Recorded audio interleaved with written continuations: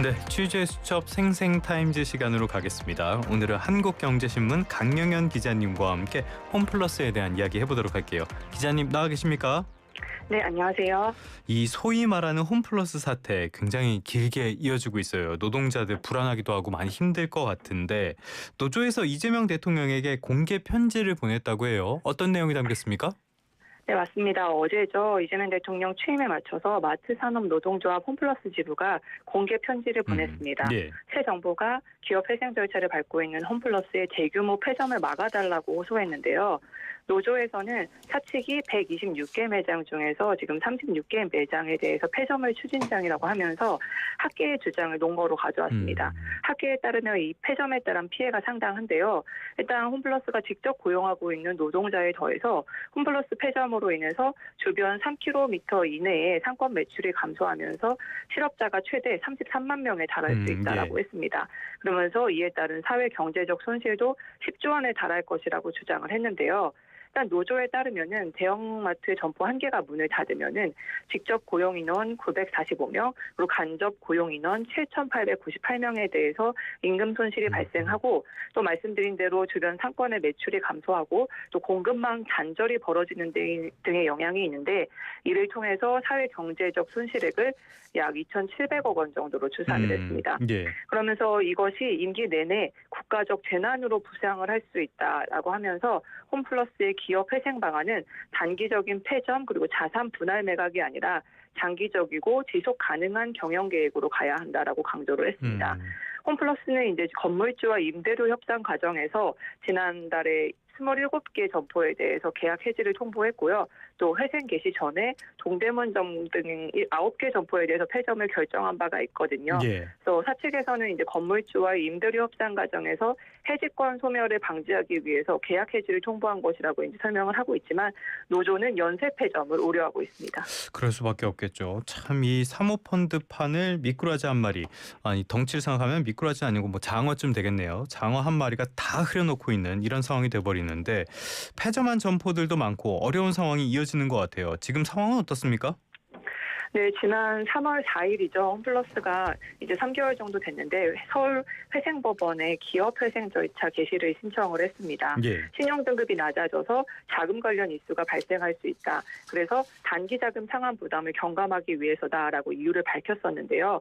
그래서 법원은 홈플러스가 신청한 지 11시간 만에 절차 개시를 결정을 했죠. 네. 그래서 노조에 따르면 말씀드렸다시피 지금 126개 매장 중에서 36개 매장을 폐점을 추진 중이라고 하고 있는데 예. 홈플러스는 이게 다 닫는 게 아니다라고 이야기를 하고 있습니다.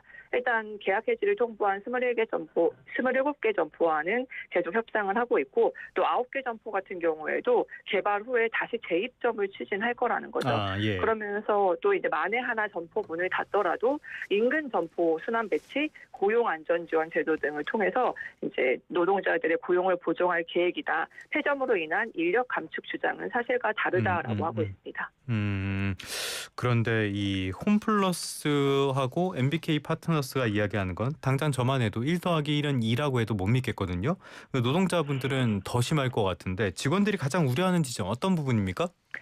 일단 홈플러스가 점포를 정리하면서 해당 점포의 직원들을 순환 배치하겠다라고 밝혔잖아요. 근데 이게 사실상 관두라는 말과 같다라는 게 이제 직원들 입장입니다. 예. 이게 왜냐하면은 생각해 보시면은 이제 마트 직원들 중에는 이제 40, 50대 주부분들이 많으시거든요. 보통 점포 인근에서 거주를 하면서 이제 일을 하시다 보니까 먼 점포로 배치가 되면은 사실상 다니기가 굉장히 어려울 수 있다는 겁니다. 예. 회사에서는 이제 고용 안정을 강조하고 있지만 그게 잘 지켜질지는 모르겠다라고 우려를 하고 있습니다.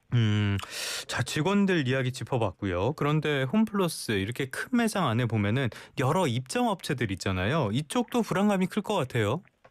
네, 맞습니다. 홈플러스 입점 업체들도 불안에 떨고 있는데요. 점포별로는 적게는 10개에서 많게는 30여 개 매장에 영업 중인데 갑작스러운 폐점으로 인해서 생계 수단을 이제 잃을 수도 있기 때문인데요.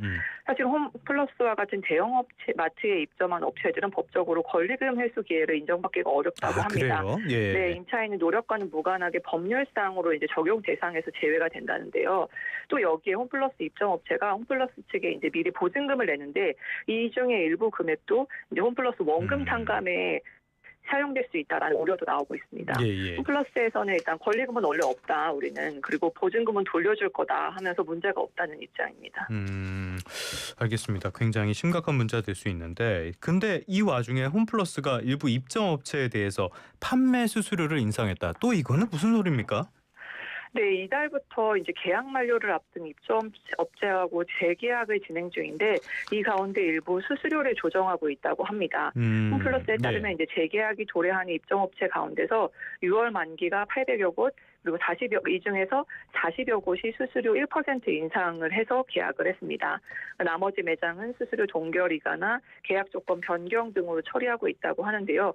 기존 수수료가 23.5%였다고 합니다. 예. 홈플러스에서는 이게 일방적이 아니고 협의된 부분이라고 했는데 매장 대표들은 수수료 인상에도 이제 당장 매장을 뺄 수 있는 상황은 아니죠. 왜냐하면 이제 인테리어라든지 뭐 여러 가지 그렇겠죠. 투자도 이미 들어갔고요. 당장 다른 점포를 구하지도 못하고 있고, 그래서 일단 매출은 30% 이상 빠지고 있는데 임대 수수료가 올라가고 있어서 굉장히 어수선한 분위기다라고 합니다.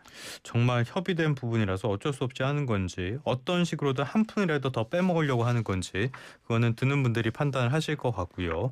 정말 이런 상황이 계속된다면 노조가 계산한 대로 10조 원이 넘는 경제적인 손실이 발생할 그런 우려도 나오고 있는데요. 지금 사태가 이어지고 있는데 그나마 그 사이에 달라진 점이라면 새로운 정권이 들어섰다는 점이에요. 이재명 대통령의 발언이라든지 민주당의 입장이라든지 이런 걸 봤을 때 어떤 새로운 국면을 맞이할 가능성 있다고 보십니까?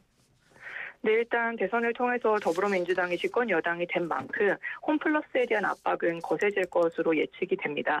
무엇보다도 집권 초반에 경제 사회적으로 큰 파장을 일으킬 수 있는 폐점이나 대규모 구조조정은 어려울 것이다. 예. 이런 전망에 힘을 실리고 있는데요. 또 대선 전에 추진했던 김병주 회장 그리고 MBK에 대한 청문회 가능성도 높게 거론이 되고 있습니다. 일단 검찰 같은 경우에는 김 회장에 대해서 출국 정지 조치를 했고 또 압수수색을 하는 등 수사 강도를 높이고 있고요. 또 국세청 역시 MBK에 대한 설문조사를 진행하고 있죠. 또 의지로위원회 위원장을 맡은 민병덕 의원 같은 경우에는 홈플러스 사태 해결 집회에 나서서 이재명 대통령이 끝까지 연대할 것이다라고 밝히기도 했었습니다. 다만 홈플러스에서는 대규모 폐점이나 구조조정에 대해서 사실이 아니라고 했고, 또 홈플러스 임대료 협상 같은 자구 노력을 이제 회생 계획안에 반영하기 위해서 제출 기한을 7월 10일로 연장한 상태입니다. 알겠습니다. 뭐 원래 사모펀드라든지 여러 제도가 순기능을 내려면 여러 차례 말씀을 드렸지만은 반칙하는 애들 이 벌칙을 한 100배는 세게 때려야 된다고 생각을 합니다. 이 부분도 짚어보도록 하죠. 홈플러스의 기업회생 사태가 신용증권과의 법적 공방으로 번지고 있다. 처음부터 가능성이 제기됐던 부분인데 이게 어떤 내용인지 설명 부탁드릴게요. 네, 아시다시피 이제 신영증권을 포함한 4개 증권사가 홈플러스와 그 경영진을 고소했잖아요. 이에 대해서 홈플러스도 신영증권 경영진을 맞고소하면서 나섰습니다. 홈플러스는 금정호 신영증권 사장이 정무위원회에 출석해서 한 발언에 대해서 문제를 삼고 있는데요.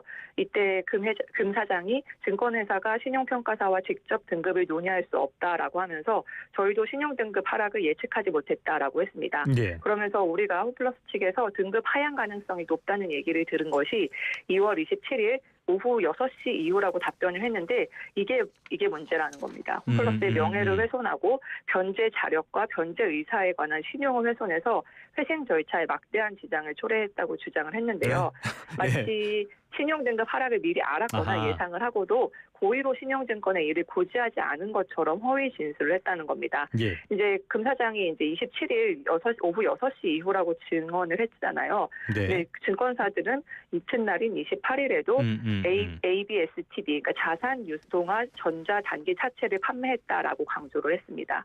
그러니까 신용증권에서도 반박이 나왔는데 이 신용등급 하락 고지를 받은 게 이때라는 2월 27일 오후 6시경이라는 입장을 유지하면서 지난 2월 25일 홈플러스의 ABSTB 820억 원 중에서 약 110억 원을 일반 법인 그리고 투자자에게 판매를 했고 마지막 판매가 2월 26일이라고 했습니다. 그러니까 등급 하락을 고지받은 이후에는 판매한 적이 없다는 거죠.